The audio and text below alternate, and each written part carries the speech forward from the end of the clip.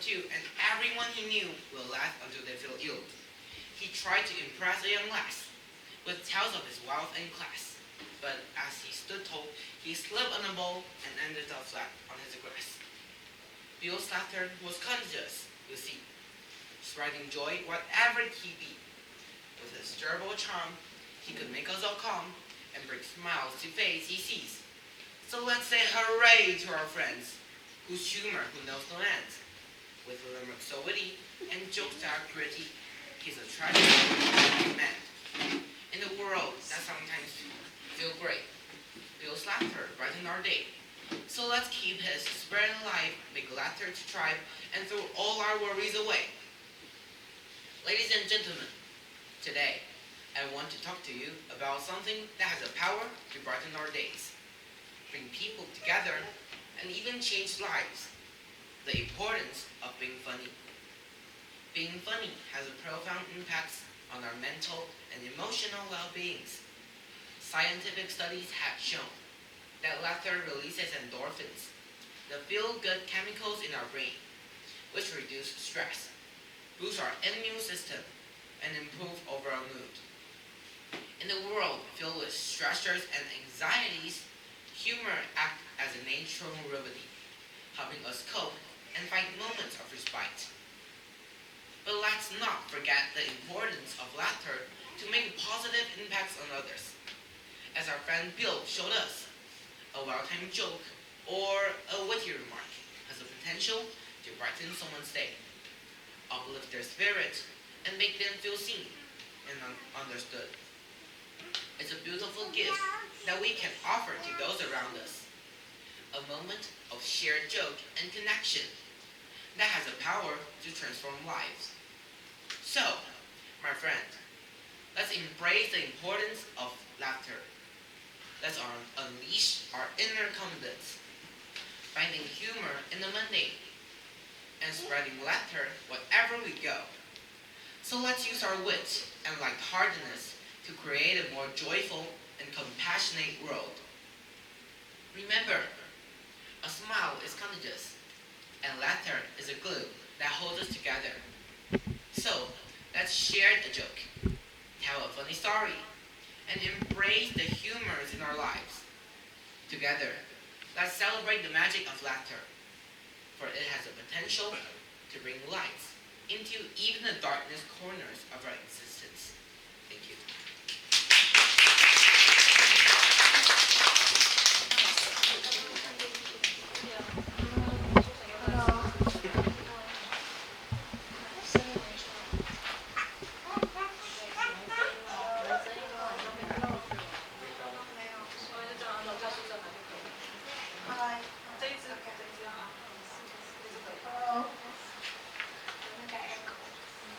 Hello, this is better, right?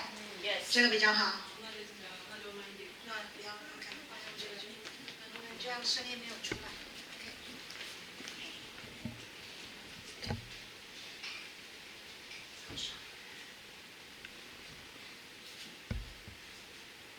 Zach's grandfather, Stan, was very famous. Why? Because he had a very, very, very long white beard. One day, Zach asked his grandfather, "When you sleep, do you put your beard over or under the covers?" "I'm not sure," said his grandfather. "I fall asleep as soon as my head hits the pillow. I never pay attention to my beard. I'll look tonight." Stan got into bed that night and pulled out a blanket. Then he remembered his grandson's question. Aha! His beard was definitely under the covers. But wait, did that feel right? He lifted his beard from under the blanket and placed it above it. This also didn't feel quite right, so he took the beard under the blanket again. But he soon felt it would be better if it were out. In and out went the beard, first under the blanket, then over it, under, over, all night long. Stan didn't sleep all night.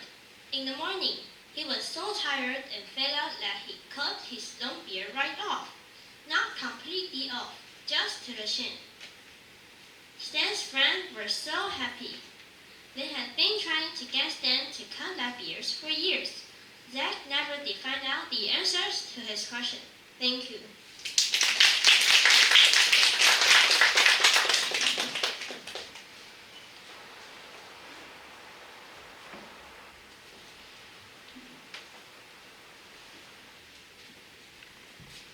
Leo was a little boy named Peter. One day he went into a deep, dark forest. Suddenly he was dreaming which was homes and a hotel. It was the devil. The devil said, "Hello, Peter. I'm looking for my grandma's house. Can you tell me?" Peter felt scared, but he wanted to be the kite. He said, "Sure, Mr. Devil. I will help you to find your grandmother." They walked together through the forest. Peter was careful and stepped through to the path. Finally, they reached at the cozy cottage. The devil knocked on the door. A cat then opened it. She was the devil's grandmother. "Thank you for telling me," said the devil. "You are good and best boy. Thank you."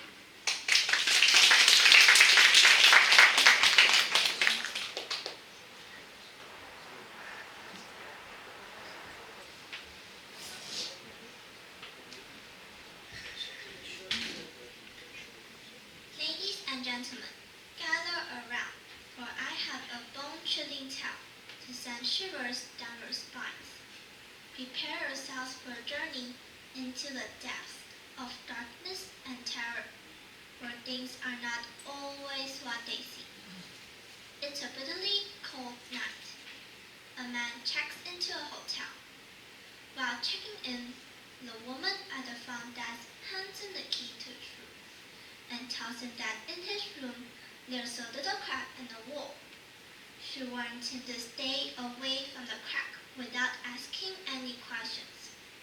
The man, obviously intrigued, goes to his room silently. He does spot the crack in the wall, but chooses to ignore it. But by the second night, the man's curiosity grows deeper. He decides to peep into the crack. Cold air passed through it, chilling his eye. Through the crack, the man saw a room. A room looks like a normal hotel room, similar to his own. But as his eyes scan through the room, he spots an old pale woman sitting in the corner with her head leaning against the wall. Silently, the man returns to his room, confused. The third night, something very odd happened. The man heard a scurrying sound coming from the next room. Feeling curious, the man peered through the crack in the wall again. But this time, all the man could see was the color red, a very deep shade of red. Maybe the woman had suspected that someone was spying on her, so she might have blocked the crack with something red. At this point, the man decided to consult the woman at the front desk for more information. She silently said, "Did you look through the crack?" The man told her he had, and she said, "Well, I might as well tell you the story. A long time ago, a man murdered his wife in that room, and her ghost haunted. But these people were not ordinary. They were white all over, except for her eyes, which were bloodshot red." Thank you.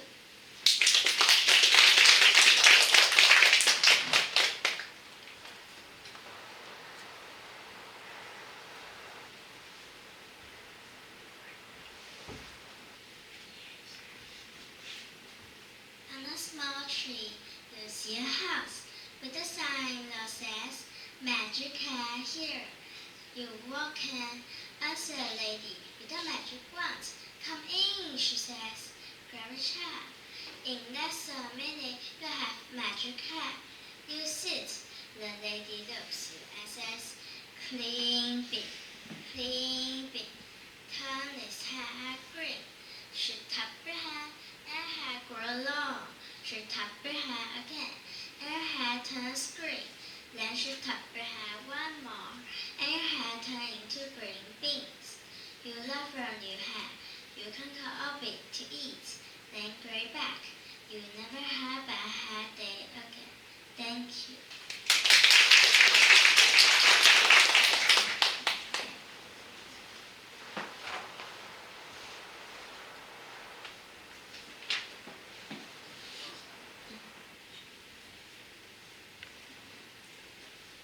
Helping others can be simple as sharing our toy or helping a friend with their homework.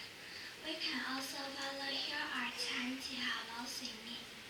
By doing this, we make a positive differences in their lives and bring a smile to their faces. When we help others, we feel good inside. It fills our heart with love and happiness. It shows that we care and we can make a difference, no matter how small. Helping others also teaches important values. It teaches empathy, compassion, and the importance of working together. It reminds us we are a part of a bigger community and we should select one another. So my friend, let's find joy by helping others. Thank you, and let's be superhero of kindness.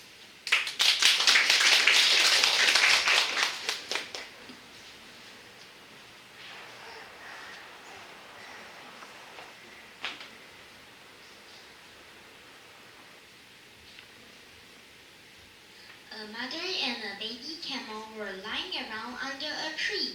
Then the baby camel asked, "Why do camels have humps?"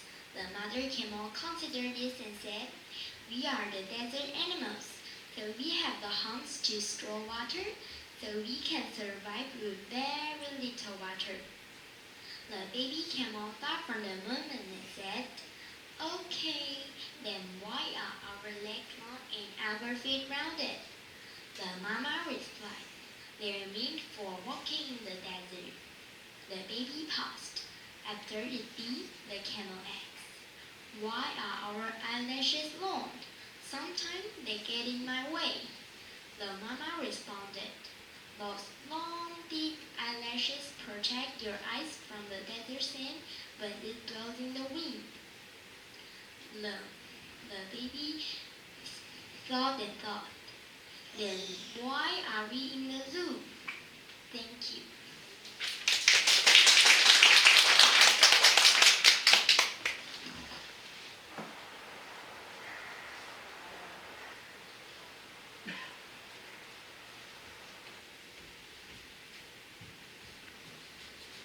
Once a song of bees are built a high pile in a tree that stood on the bank of a river. They were busy collecting honey all day. One day, a bee was thirsty and went to a river. As it tried to drink the water carried it away. So, it is about to drown. A dove was sitting on the branch of a tree. She saw the bee was in trouble and went to help. She got a broad leaf from a tree, flew to the bee and dropped the leaf near it. The bee climbed on the leaf and flew away. After a few days, a dove was in a big danger. She was sitting on the tree when the man aimed at it. She wanted to fly away, but the hawk was flying in the sky, so she could see her dad nearby. Suddenly, the bee came near and stung the man. The arrow went off, but hit the hawk instead killed it. Thus, the dove was saved from death. The dove was very grateful that the bee saved her life. Thank you.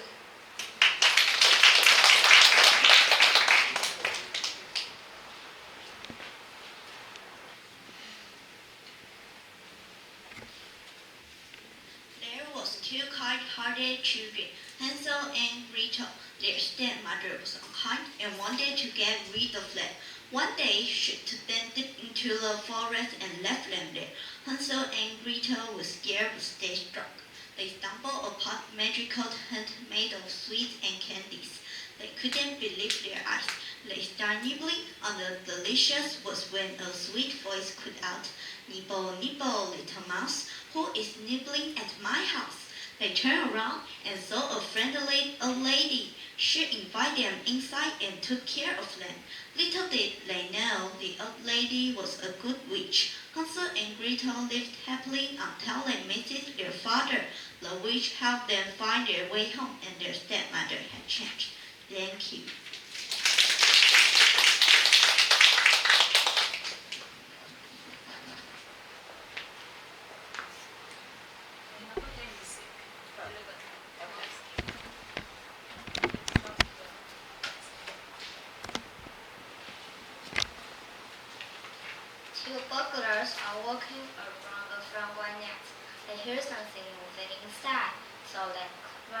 looking to see what it is. Is it the rooster? Aha, they say. This will do for dinner tomorrow.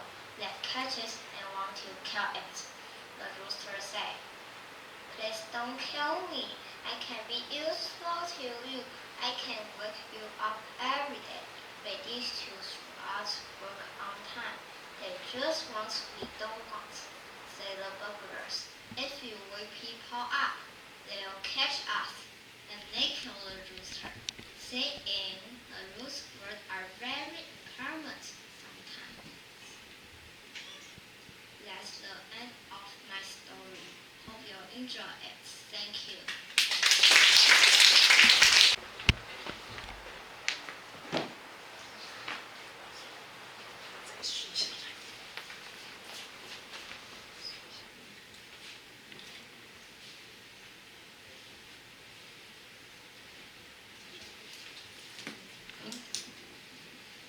How to be a positive person. Being positive means having a happy and cheerful attitude. It says spread the sunshine wherever you go. One way to be positive is by being kind to others. When we're kind, we make people feel good, and that makes us feel good too. We can share our toys, help our friends, and say kind words. Another way to be positive is by having a positive mindset. Instead of focus on the bad thing, we can focus on the good thing in life. We can think about things we're grateful for, like our family, friends, and even the yummy food we eat. We can also smile and laugh a lot. Smile and laugh can make us and the people around us feel happy. We can tell jokes, play games, and find jokes in little things. Remember, being positive is a superpower that can make the world a brighter place. Thank you.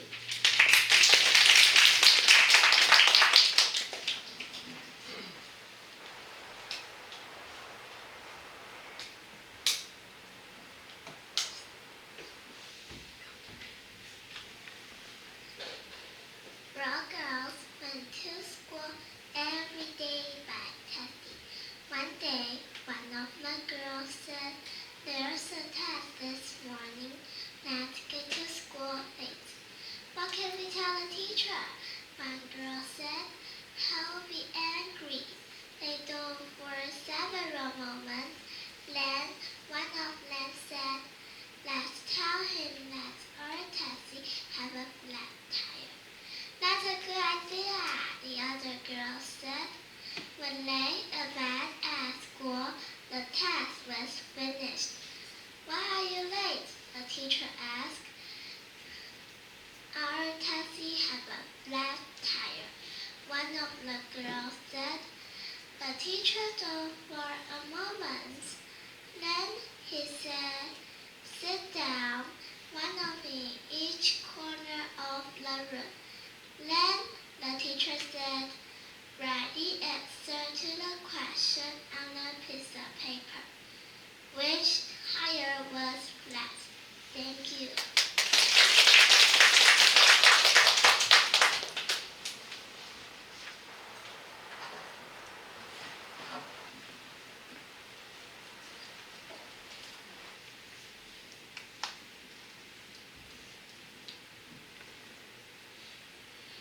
Have you ever asked yourself why one of your friends is a doctor or your classmate is an engineer while you are having your own job?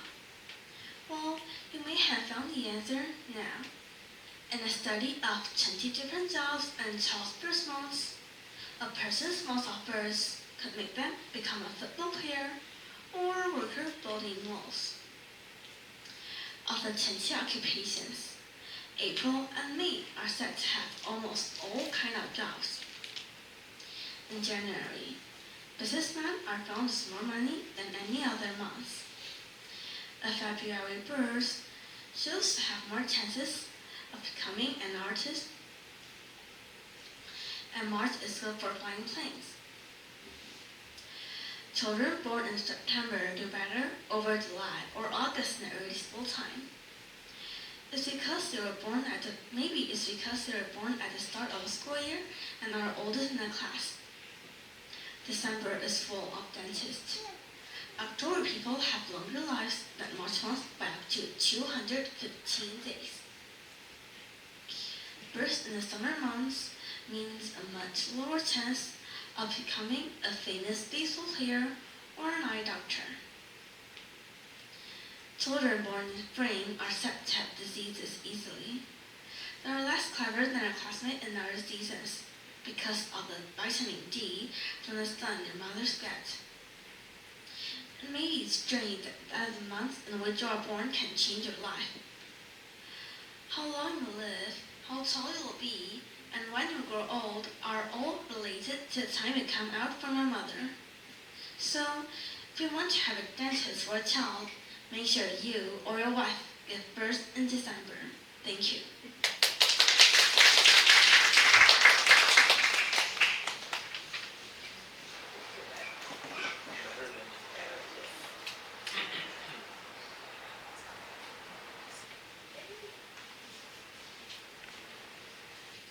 Dad, are bugs good to eat? Asked the boy. Let's not talk about such things at the dinner table, son. His father replied, and they enjoyed their dinner. After dinner, his father asked, now, son, what do you want to ask me? Oh, nothing, the boy said. There was a bug in your soup, but now it's gone. Thank you.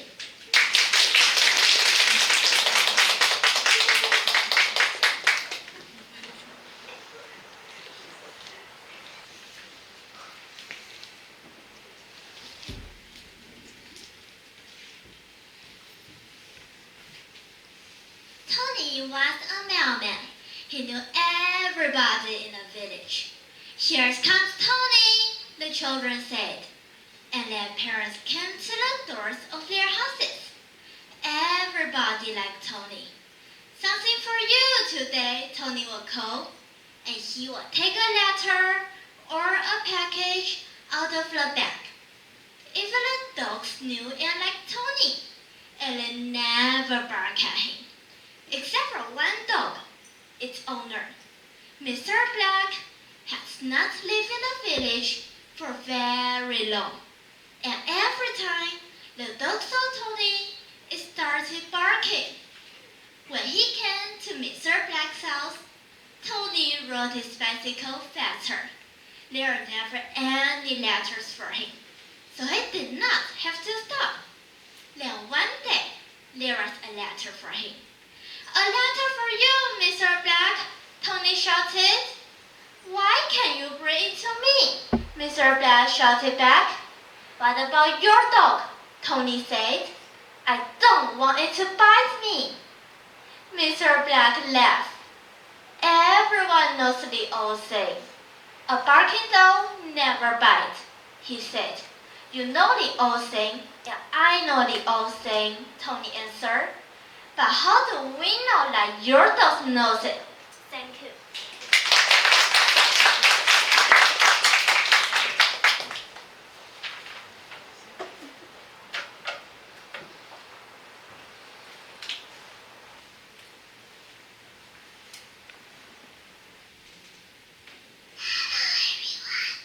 Being a quiet person does not mean being weak or lacking in something. On the contrary, it is a trait that embodies depth, softness, and a rich inner rock. Being a quiet person grants us the gift of introspection. In silence, we find solace and space to nurture ourselves and dreams. We are adept at harnessing the power of solitude, where our imagination roams free, and we create our most profound ideas. But being a quiet person does not mean being isolated from others. We value deep connection, force through meaningful conversation, and genuination. But while we may not be the life of the party, we are often the trusted confidant, the pairs of support, and the calming person that others seek during turbulent times. In conclusion, being a quiet person is not a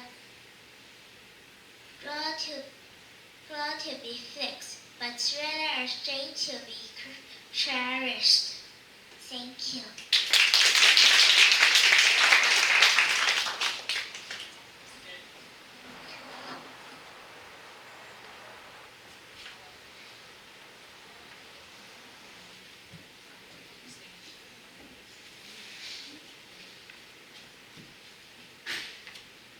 When Helen Keller was just a baby, she became very sick.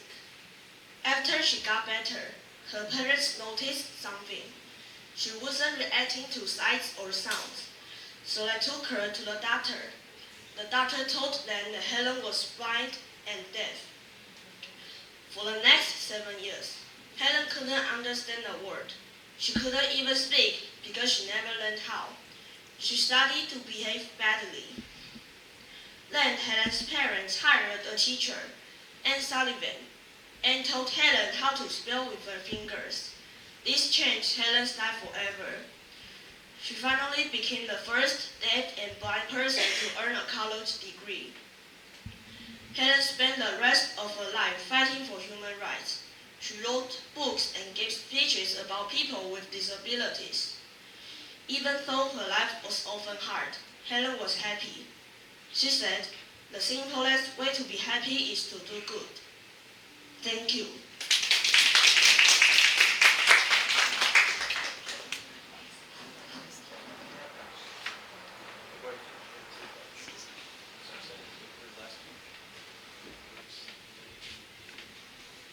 There was a little hen named Daisy. She lived on a farm with other animals.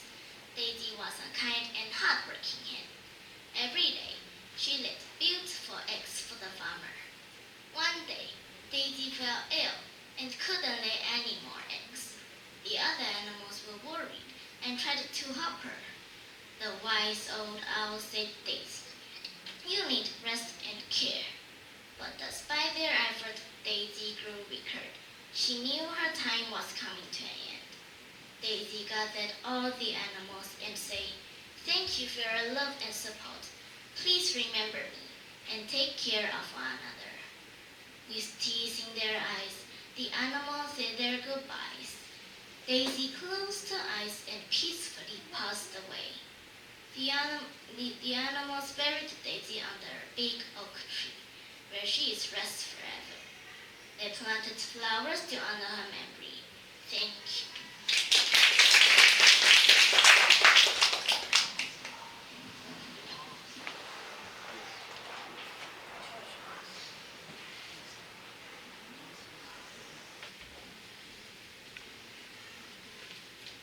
Once upon a time, there was a little red hen.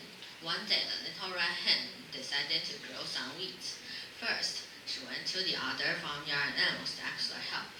"Who will help me plant my weeds?" asked the little red hen. "Oh, I'm not feeling very well," said the pig. But he didn't look sick. "I'm very busy," said the duck. But he wasn't really. Then the little red hen had to plant the weeds by herself. Each day, the weeds grew bigger, and soon the wheat was fully grown, so it's time to harvest the weeds. The little red hen returned to the farmyard and asked the other animals if they could help her. "Can't you see I'm playing in the mud?" said the pig.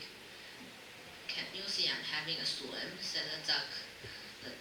The little red hen sighed, and she carried all of the wheat to the mill on her own. It was very tiring work. Once again, the little red hen returned to the farmyard after she made the wheat into yummy bread. "Who will help me eat my bread?" asked the little red hen. The pig and the duck were very excited. "I will," said the duck. "I will," said the pig. "No, you will not," said the little red hen. And she ate the bread by herself in the end. Thank you.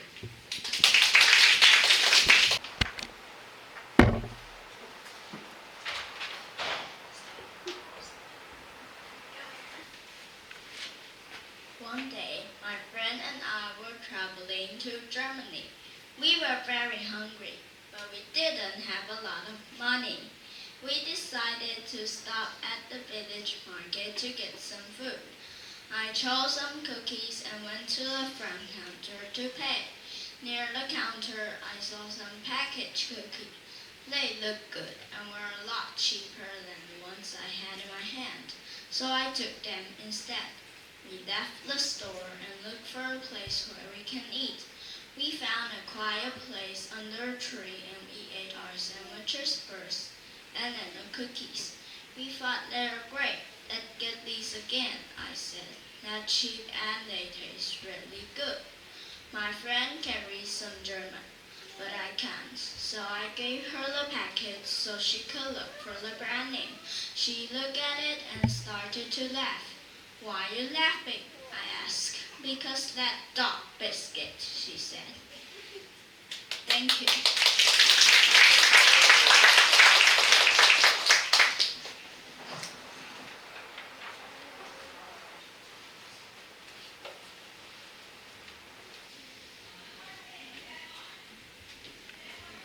Sam had an iron bar with treasure in it. One day, Sam had to go to the city on some work.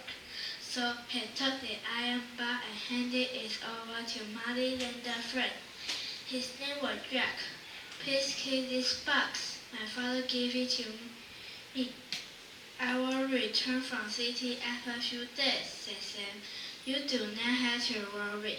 I will keep the box safely, said Jack. A few days later he returned and he asked for the iron box. Oh, the iron box. Are resting up. I drank and stuff and Jack said. Next day, Sam went to Jack and said, Friend, can you send your son with me? I need someone to look after my house. Jack agreed and sent his son with Sam. Next morning, Sam came running to Jack and said, Dear friend, a terrible thing happened. How can your son away? Jack was angry and surprised. How can you my son? In the same way as a rat can eat out the iron box, and said, Thank you.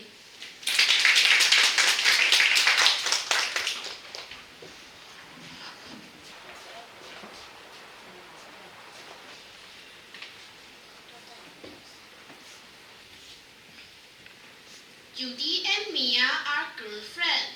They spend most of their time together. They are both very old and they're worried about their house.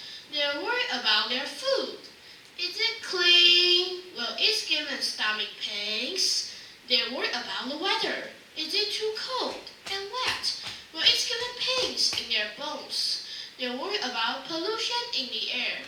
Will it give them pains in their chest and throat? All they can think about is being ill or hurt. One day they went on a train journey together. We'll need some food, Judy said. Let's buy some banana, Mia said. They're always clean, so they bought 2 bananas to eat on the train. On the train, Judy took out a banana and gave one to Mia. Then she peeled the banana and took a large bite of it.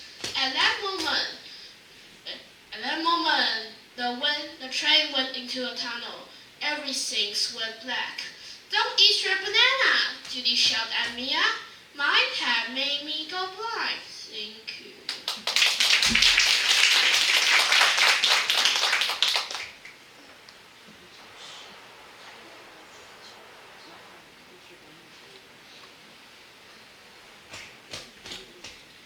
This was hot summer. A lion went to a pool to drink water.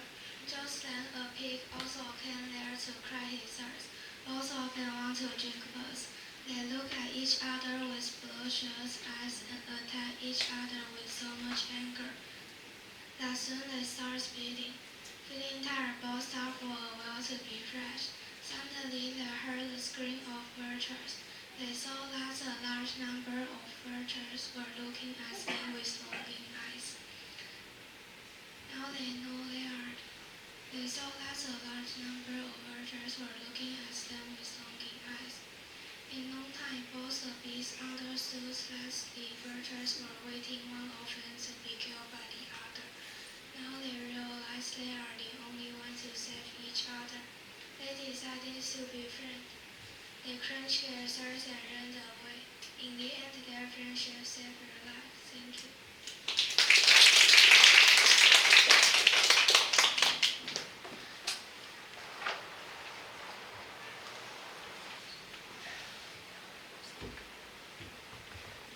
Once a fox was roaming around in the forest, looking for food.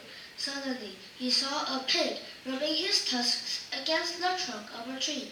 The fox looked about carefully, but couldn't see any danger for the pig anywhere. Despite being so clever, he couldn't understand why the pig was doing that. He couldn't control himself. Went to the pig and asked, "The hunters are not out today, nor can I see any other danger. Then why are you doing that?" The pig replied, "Dear, we live in a forest where enemies are there at every step. Who knows when I have to face them and use my tusks against them? So, if I don't do it now, I may not get time to sharpen my tusks when I need them the most." This story teaches us to always be ready for the bad times to come. Thank you.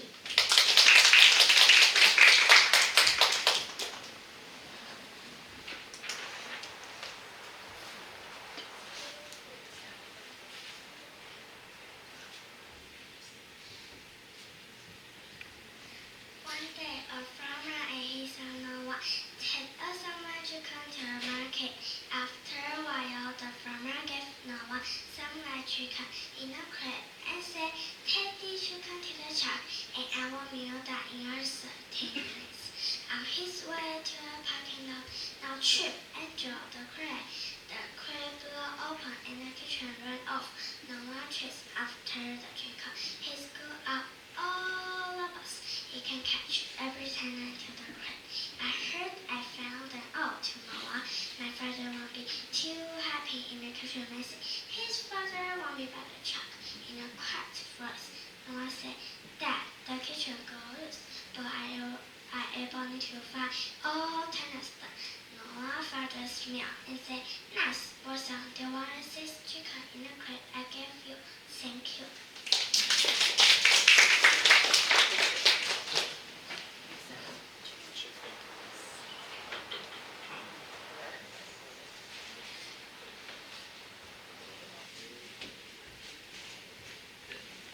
Mrs. Lee is at the supermarket with her 3 children. She looks worried. Her husband has no work and she only a little money for food. A young man is working at the supermarket. His name is Jeff. Jeff is throwing all vegetable into a box. "What are you going to do with this vegetable?" Mrs. Lee asks. "I'm going to throw it in the garbage," Jeff says. "Can I have them?" Mrs. Lee asks. "Well, I had the pet rabbit. I can give the vegetable to a rabbit." "Sure, you can have the vegetable," Jeff says. He meets a big box of old vegetables. The Lee family doesn't really have rabbit. Missy wants the old vegetable to make soup for her family. Every week, Jeff gives Missy a box of vegetables for the rabbit. Sometimes Missy finds a can of soup under the vegetable. Sometimes she finds soap, juice, or baby food. When Missy goes to the supermarket one day, Jeff is not there. He didn't work at the supermarket anymore. But it didn't matter. Missy's husband is working again. She didn't need any old vegetables. 10 years later, when Missy is shopping at the supermarket, when she sees Jeff, he is standing in the store office. He is store manager now. "Mrs. Lee," Jeff says, "I think of you and your family often." Then she asks quietly, "How is the rabbit?" "Thank you for your asking," Missy says and smiles. "The rabbit left a long time ago. We are all doing fine. Thank you."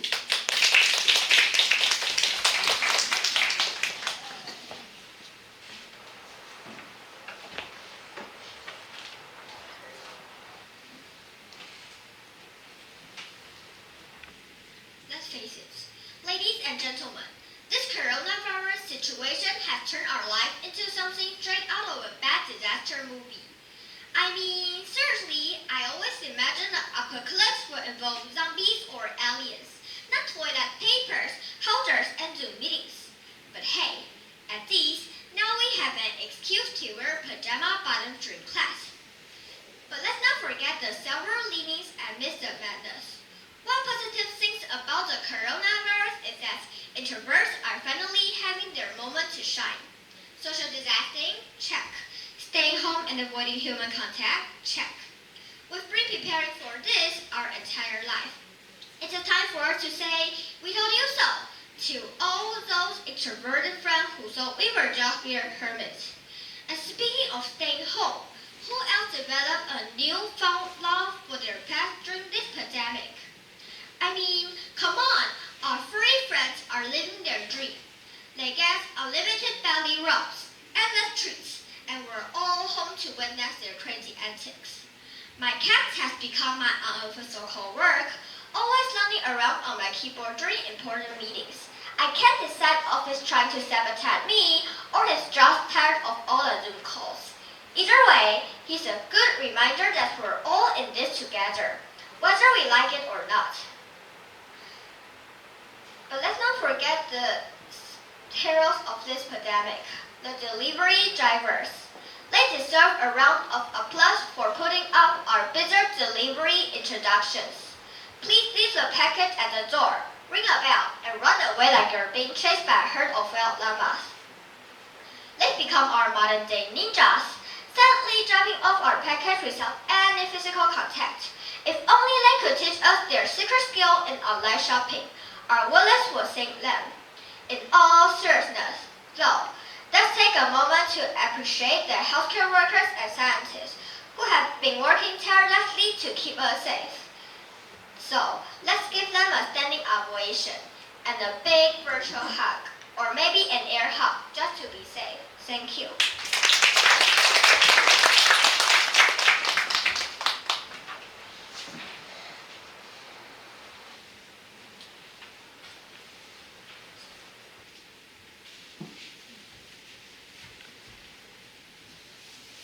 Once upon a time, a little girl called Mia.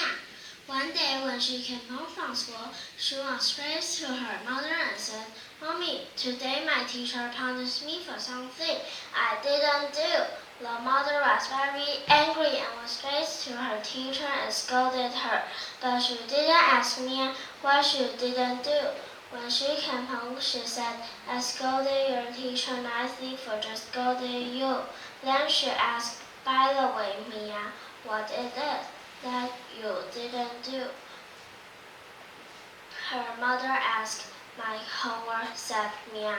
"Thank you."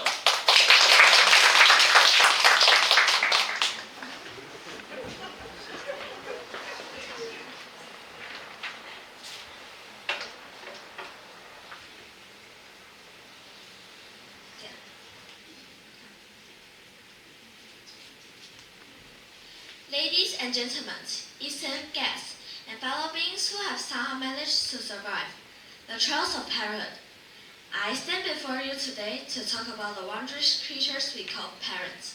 Now, let's be honest, parents are a unique breed. They have this amazing ability to be equal parts, loving, embracing, and, dare I say, mutually heartless. Firstly, parents are the masters of embracing us in public. Remember those moments when they drop you off at school, blasting their favorite tunes from a car stereo? Oh yes, I can see encouragement spreading across your faces. But let's not forget, behind those mortifying experiences lies an undying love for making memories and creating stories to tell the generations to come. And let's talk about their sense of fashion. Parents seem to have their very own fashion rulebook, filled with outdated trends and questionable choices. Who could forget those family matching outfits that they made you wear on vacation, or those dad jeans that defy the laws of fashion? But you know what? They don't care about trends. They are too busy being comfortable and unapologetically themselves. Now, parents have a way of turning even the most mundane activities into an adventure. Grocery shopping? Oh no, that's not just a chore. It's a strategic mission to find the most ripest avocados and the perfect cereal to sugar ratio. And let's not forget their legendary skills in negotiation. But there's one thing stand out about parents: their unwavering love and support. They're the one who cheer the loudest at your school plays, who have a stockpile of embarrassing baby photos to impress you when you bring your first date home. and who will do absolutely anything to see you smile. They are our biggest fans, our counselors, and our best friends, all rolled into one.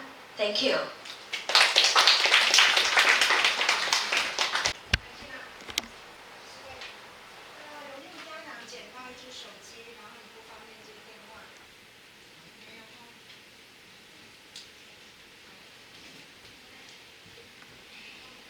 The LAPD, the FBI, and the CRA are all trying to prove that they are the best at catching criminals.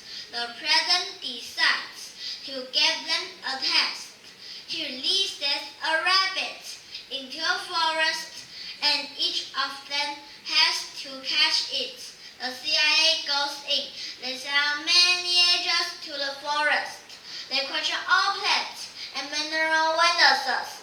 After 3 months, they conclude that rabbits do not exist. The FBI goes in. After 2 weeks, with no leads, they burn the forest, killing everything in it, including the rabbit. And they make no apologies. The rabbit hand is coming. The LAPD goes in. They come out 2 hours later with a belly but a bear. The bear is yelling, "Okay, okay, I'm a rabbit, I'm a rabbit." Thank you.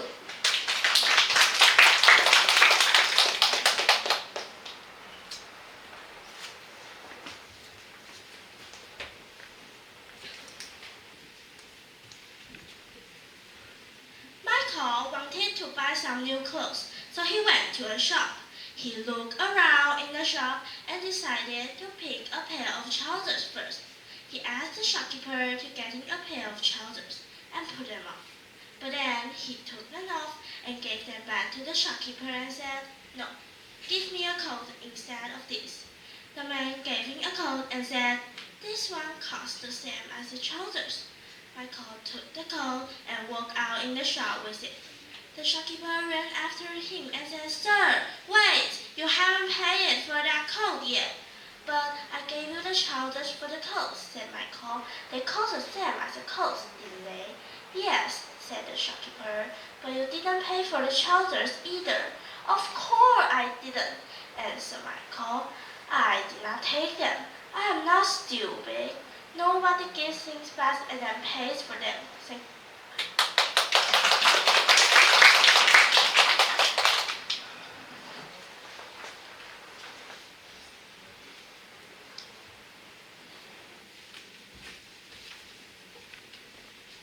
Alice was very worried about her son, John.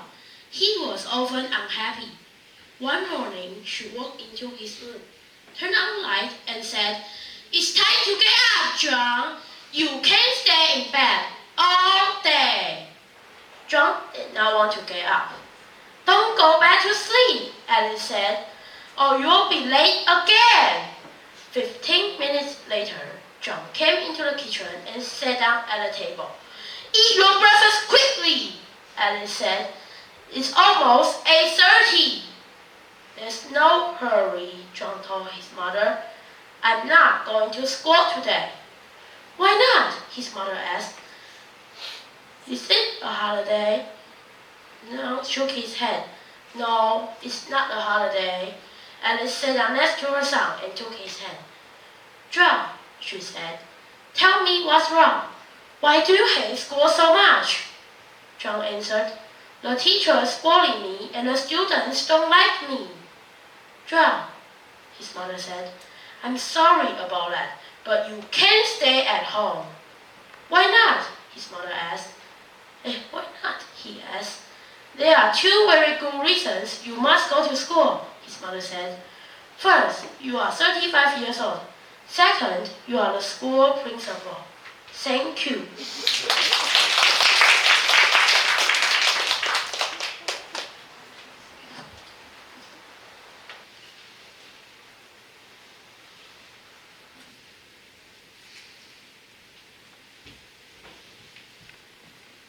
Two parrots built a nest in a banyan tree.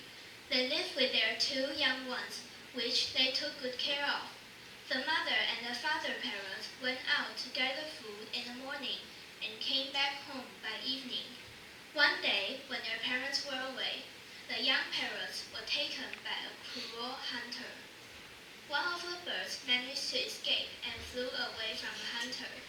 He ended up at the Hermitage and grew up listening to kind words and compassion. The hunter put the other parrot in a cage, and soon it learned a few words and phrases. The hunter and his family were crude and didn't care much about kind words. One day, a passerby was resting outside the hunter's hut. Sensing someone outside, the parrot said, "Fool, why are you here? Fool, leave! I'll cut your throat." Scared, the traveler went away, and on his journey, he reached the cage where the other parrot was. The parrot at the cage spoke. "Welcome, traveler. You're free to stay here as long as you want." Surprised, the traveler told the parrot that he saw a similar parrot elsewhere, and it was very cruel. "How is that you are so kind?" The parrot replied, "That must be my brother. I live with the sages. My brother lives with hunter. I learn the sages' language, and my brother learns the hunter's language. The company we keep decides who we will be. Thank you."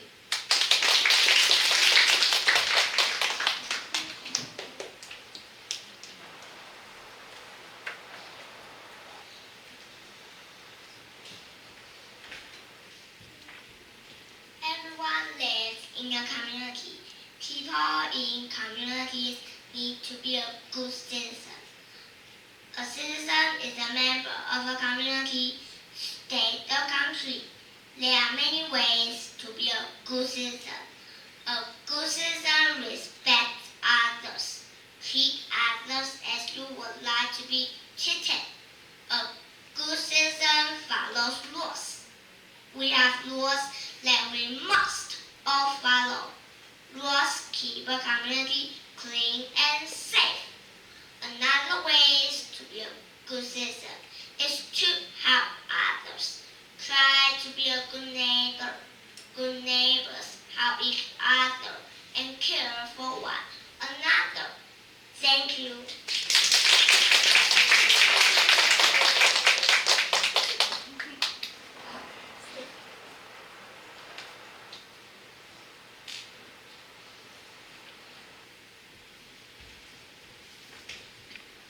Ladies and gentlemen, build yourself an enlightening party into the particular words of phobias. Today we are going to explore the humorous side of this irrational fear that can make our heart race and knees shake. Now let's start with the most common phobias out there. Arachnophobia, the fear of spiders. I mean, wanna be afraid of those eight-legged creatures, the beady little eyes and spingy legs. But here's the funny part. Have you ever seen someone with arachnophobia try to take on tiny harmless spider? It's like watching a full-blown action movie, complete with jumps, screams, and ninja-like moves. Suddenly lack agility of Olympic gymnasts or an attempt to escape from the itsy-bitsy spiders. But phobias can get even more particular. Take nomophobia, for example, the fear of being without your mobile phone. In this digital age, this fear might sound all too relatable. We've become so attached to our phone that the mere thought was separated from cold sweat and a wave of panic. It's as if we miss out the world's greatest party, which is notification representing a VIP invitation. So the next time if you see someone touching your phone like a lifeline, remember it's not just an addiction, it's a full-blown phobia. Lastly, let's not forget about hippopotamus phobia. The fear of long words. Yes, you heard that right. The fear of long words is named after a long word. The irony is just too good to ignore. Imagine trying to explain with the fear itself. Oh, you have hippopotamus phobia. Sorry, what was that? Can you repeat it like 100 times? It's like the cordial that makes by the guns of irony. Thank you, and may your life be phobia free.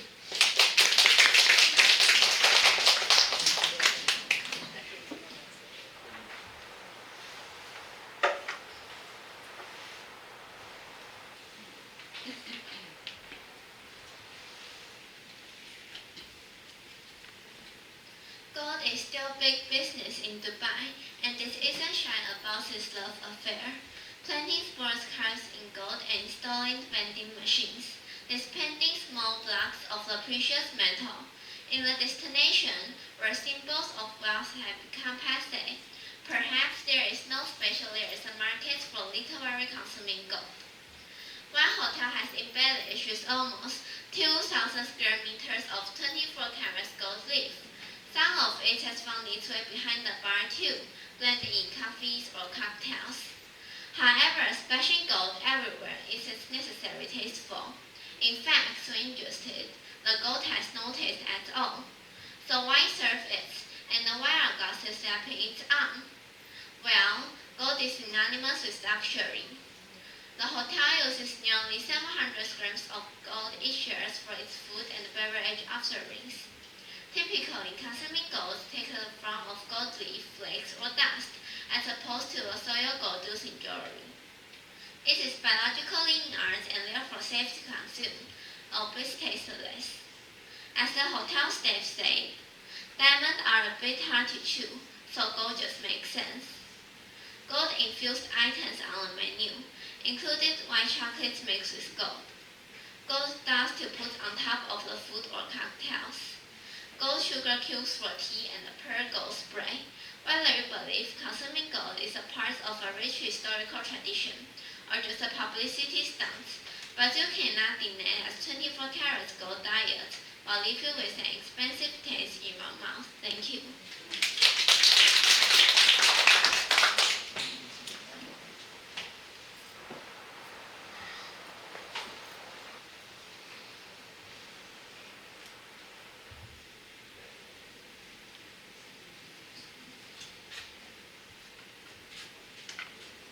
There was a brave king who loved hunting. He had 12 loyal huntsmen who were strong and kind.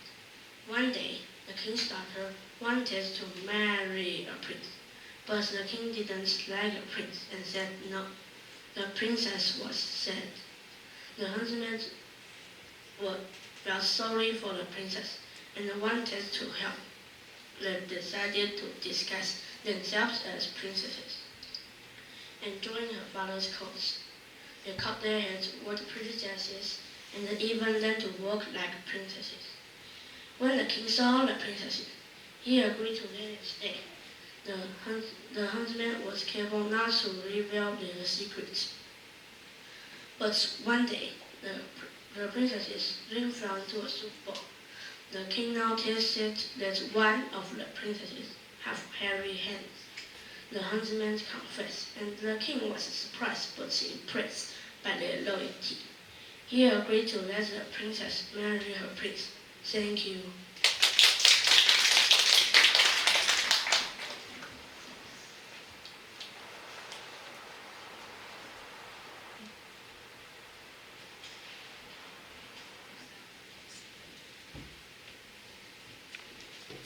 Animals live in many places, in water, grass, and trees. Some hop, some jump, some climb, while others run with ease. Animals can swing in lakes or fly high in the sky. Smaller ones crawl in the rock for a shady place to lie. Wolves dive deep to look for food in an ocean or sea. Bees buzz among the flowers, gathering nectar happen. If I could be an animal, perhaps a deer or bear, I would do wild in the wood and run from here to there. Thank you.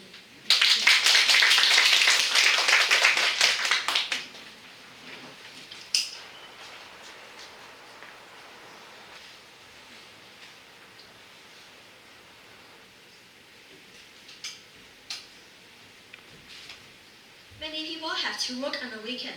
Some people do not mind. Other people think it's terrible. One man thinks that working on the weekend could be dangerous. He is Grant Colt. Mr. Colt worked in an office in Brno, England. One Saturday, he went to the office to do some work. When he got in the elevator to go home, they stopped with force. Mr. Colt could not get out of the elevator. He has been in the elevator. He was trapped. He did not have a cell phone, so he started to shout. However, did not hear him. Then he learned that Monday was a holiday, so no one was going to come to work until Tuesday. There was nothing for Mr. Cole to do. He had to wait until one of his coworkers came to work and tell him. With nothing to eat or drink, Mr. Cole ended up sleeping for most of the time. Early on Tuesday morning, the first trainer of the company came to work and found the elevator was not working. Then someone finally opened the elevator. Mr. Cole came up cold, weak, and tired. He had been in the elevator for 62 hours. Thank you.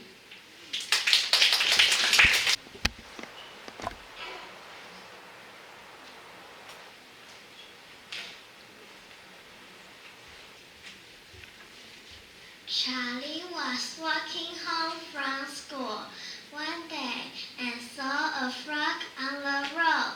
The frog hopped over to Charlie and started to speak. If you kiss me, I turn into a beautiful princess, said the frog.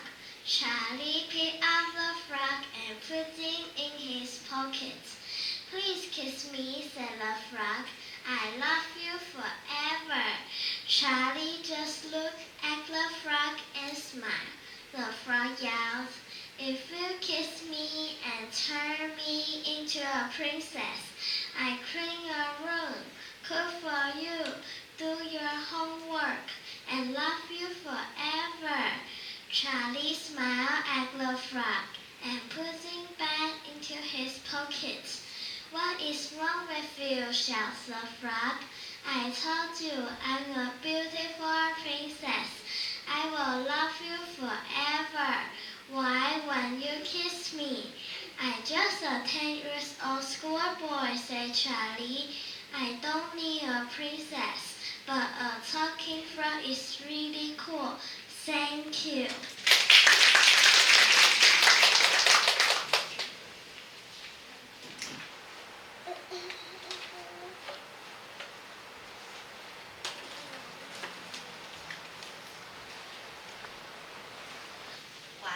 Once upon a time, there was a lion that was unable to kill any prey for his food.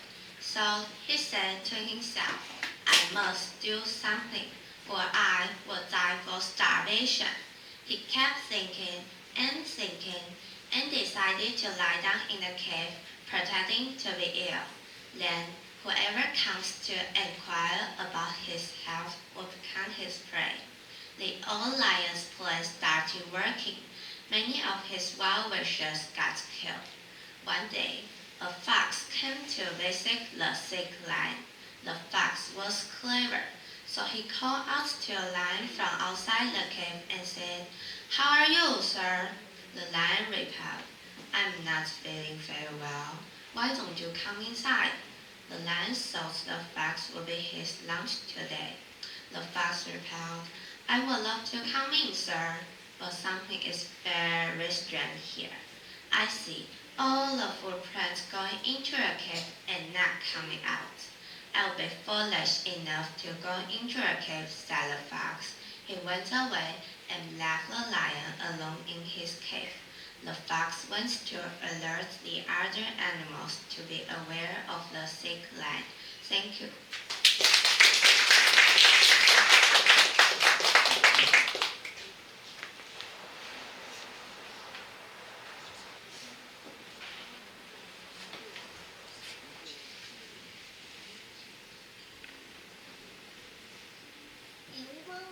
In a park, she saw a man sitting on a bench. His skin was wrinkled, his hair was gray and bald. The woman thought that old man looked lonely.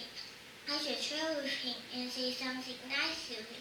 She said to the man, Hello, you look very healthy. You must exercise and eat good food. The man said, No, you don't need to use no sense. I don't exercise or eat good food. I also smoke a lot. The woman said, Wow, how old are you? The man smiled. He said, I'm 32 years old. Thank you.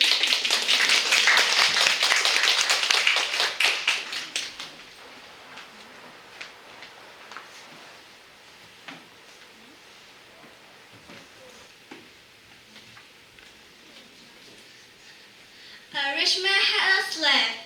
The man was very cruel to him. So the slave became sick of the cruel treatment. He decided to run away from his master. He got the chance and ran away to the forest. There, he hid himself in a cave. As he lay there thinking, he heard the roaring of a lion. He was frightened. As the lion came near, he saw that he was limping. The lion approached the slave and held out his paw. The slave saw that his paw was swollen and a thorn was stuck in it.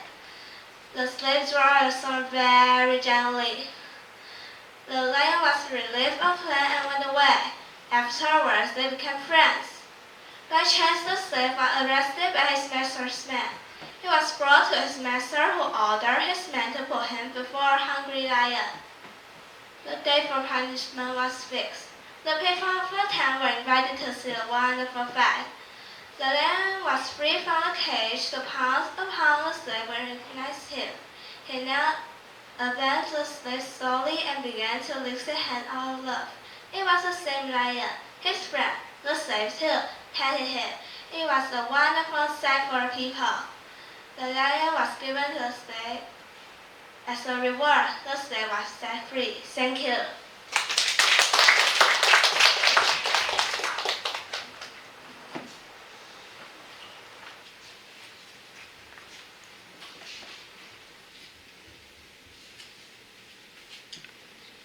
There was a blind girl who hated herself purely for the fact she was blind. The only person she didn't hate with a loving boyfriend, when she's always there for her. She said that if she could only see the road, she would marry him. One day, someone donated a pair of eyes to her. Now she can see everything, including her boyfriend. Her boyfriend asked her, "Now that you can see the road, would you marry me?" The girl was shocked when she saw her boyfriend was blind too and refused to marry him. Her boyfriend walked away in tears and later wrote a letter to her saying, "Just take care of my eyes. Thank you."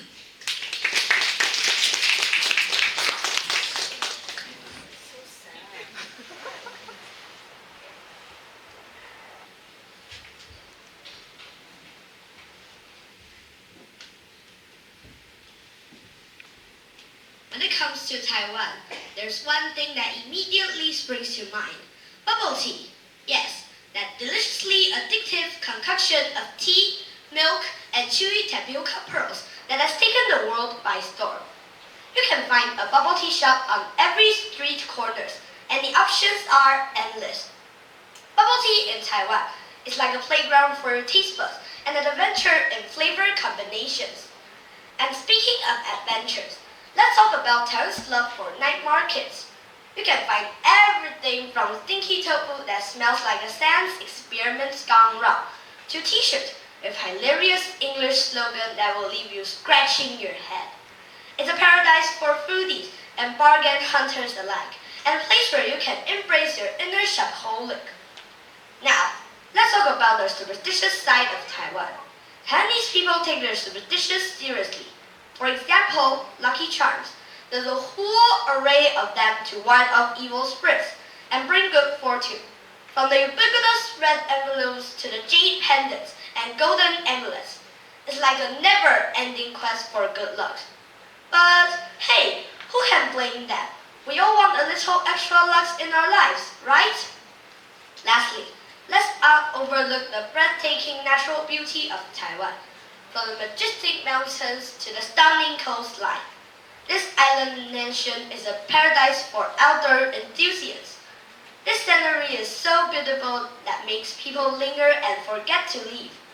In conclusion, Taiwan is a place of laughter, surprises, and unforgettable experience. From bubble tea obsessions to night market adventures, superstitious charms, and beautiful scenery. This island nation never fails to delight. So, if you're ever in need of a good laugh, hop on the plane and let Taiwan's work it magic on you. Thank you.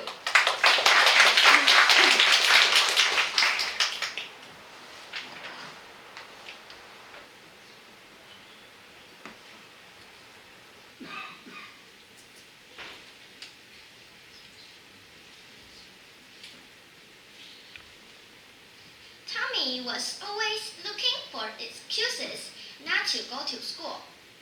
If he sneezed, he asked his mother to write a note saying he had a cold.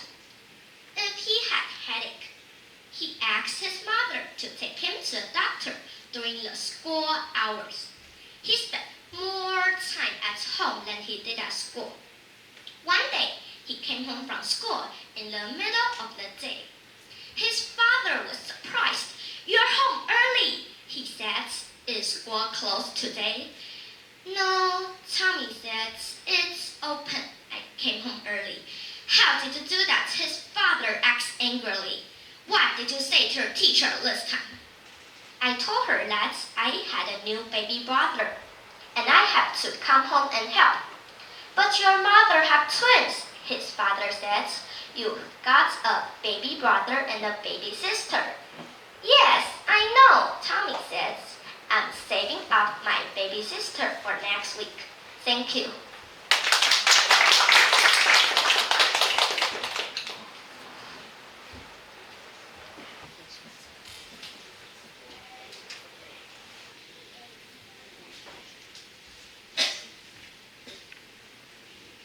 Ladies and gentlemen, music has been part of our lives for centuries, from ancient chants to modern melodies.